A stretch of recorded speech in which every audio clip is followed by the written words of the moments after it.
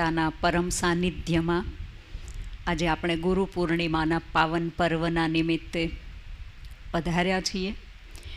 વિશેષ સતગુરુની પરમ કૃપા આપણા ઉપર છે. જો આટલા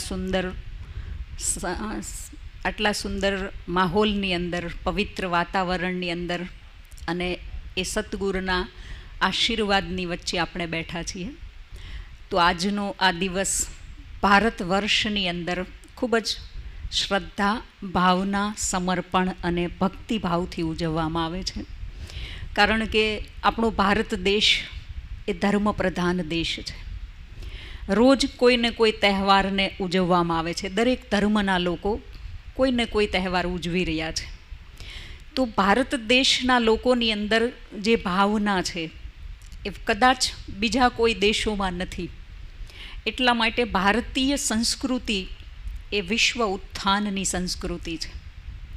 તો આવા ભારત વર્ષની અંદર આપણો જન્મ થયો એ સૌથી મોટું આપણા દરેકનું પરમ સૌભાગ્ય છે.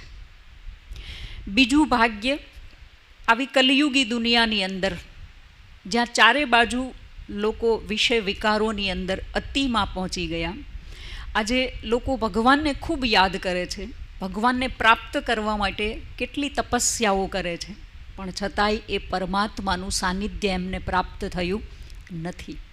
આપણે બધા એ ભાગ્યશાળી આત્માઓ છીએ કે આપણે એવી કોઈ સાધના નથી કરી, પણ આપણી ભક્તિ પૂરી થઈ, એનું ફળ સ્વયં ભગવાન આપણને મળ્યા, એ પરમ સતગુરુના રૂપમાં આપણને પ્રાપ્ત થયા. એ આપણા દરેકનું ખરેખર પદમા પદમ સૌભાગ્ય છે કે આપણે આ સાધારણ આત્મા જેણે ભગવાનને ઓળખી લીધા.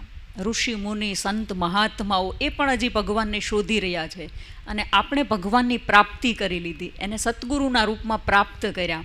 એ સૌથી મોટું ભાગ્ય છે. તો આજનો દિવસ છે જેને આપણે ગુરુ પૂર્ણિમા કહીએ છીએ.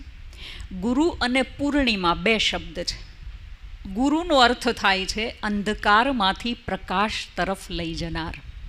ગુ એટલે અંધકાર ને રૂ એટલે પ્રકાશ, જે આપણને જ્ઞાનનો પ્રકાશ આપીને અજ્ઞાનતાના અંધકારને દૂર કરે છે. ગુરુ એને કહેવાય જે સત્ય રસ્તો બતાવે છે. ગુરુ એ છે જે જીવનની અંદર વિવેક જાગૃત કરે છે, જીવનને સાચી દિશા આપે છે અને મંજિલ સુધી પહોંચાડે છે. એ ગુરુ છે. અને પરમ સતગુરુ, દુનિયાની અંદર એવું કહેવાય છે કે 3 ગુરુ છે. એક શિક્ષા ગુરુ, એક દીક્ષા ગુરુ અને એક પરમ સતગુરુ. શિક્ષા ગુરુ જે શિક્ષણ આપી અને આંતરિક વિકાસ કરે છે. દીક્ષા ગુરુ જે ધર્મનો ઉપદેશ આપી અને ધર્મની દિશા બતાવે છે. પણ પરમ સતગુરુ જે આત્મા અને પરમાત્માની સાચી ઓળખાણ કરાવી સ્વસ્વરૂપમાં સ્થિત કરવા માટે, સ્વયંના સ્વરૂપને ઓળખવા માટે જે સત્ય જ્ઞાન આપે છે, એ છે પરમ સતગુરુ. તો ખરેખર આપણે બધા એ ભાગ્યશાળી આત્માઓ છીએ કે આપણને પરમ સતગુરુ એ પ્રાપ્ત થયા છે. તો આજનો દિવસ એ ગુરુ માટે આપણા દિલની ભાવના, કૃતજ્ઞતાને વ્યક્ત કરવાનો દિવસ છે. કારણ કે આપણા જીવનની અંદર આપણે જોઈએ તો જન્મા ત્યારથી અંત સમય સુધી આપણને ગુરુની જરૂર છે. સૌથી પહેલા ગુરુ જેમણે આપણને જન્મ આપ્યો, એવું કહેવાય છે કે માં એ સૌથી પ્રથમ ગુરુ છે. બાળકની અંદર સૌથી પહેલાં સંસ્કારોનું સિંચન એ માં કરે છે. પિતા આંગળી પકડીને એને ચાલતા શીખવાડે છે. તો આપણને તો ભગવાન માત પિતાના રૂપમાં પ્રાપ્ત થયા. એટલે તો આપણે ગાઈએ છીએ ત્વમેવ માતા ચ પિતા ત્વમેવ, ત્વમેવ બંધુ ચ સખા ત્વમેવ, ત્વમેવ વિદ્યા દ્રવિણમ ત્વમેવ, ત્વમેવ સર્વ મમ દેવ દેવ. તો ગુરુ છે, લૌકિકમાં એને દેવનું સ્થાન પ્રાપ્ત થયું છે. ગુરુ દેવો ભવ. ગુરુ છે એ દેવતા છે. દેવતાનો અર્થ આપનાર. એક વખત એક શિષ્ય ગુરુ પાસે જઈને ગુરુને પૂછે છે કે ગુરુજી, જીવન જીવવાનો અર્થ શું? જીવન કેવી રીતે જીવવું જોઈએ? ત્યારે ગુરુ એને જવાબ આપે છે કે તું એક વખત ખાલી ચારે બાજુ નજર દોડાવ, તને ખબર પડી જશે કે જીવન કેવી રીતે જીવવું જોઈએ. પેલો શિષ્ય ચારે બાજુ નજર દોડાવ્યા પછી ગુરુને પૂછે છે કે મને તો આમાંથી કંઈ સમજ મળતી નથી. ત્યારે ગુરુ એને સમજાવે છે કે તને સામે ઝાડ દેખાય છે? તો કે હા. તું એને ધ્યાનથી જો. એ ઝાડ એકબીજાની સાથે ઊભેલા છે, પણ કેટલા સરસ રીતે ઊભા છે. ક્યારેય એની અંદર વાદ વિવાદ થતો નથી, ક્યારેય એ સંઘર્ષમાં આવતા નથી. એ પોતાના સ્થાન ઉપર સરસ રીતે ઊભા છે અને દરેકને છાયા અને શીતળતા આપે છે. એનું મૂલ્ય છે.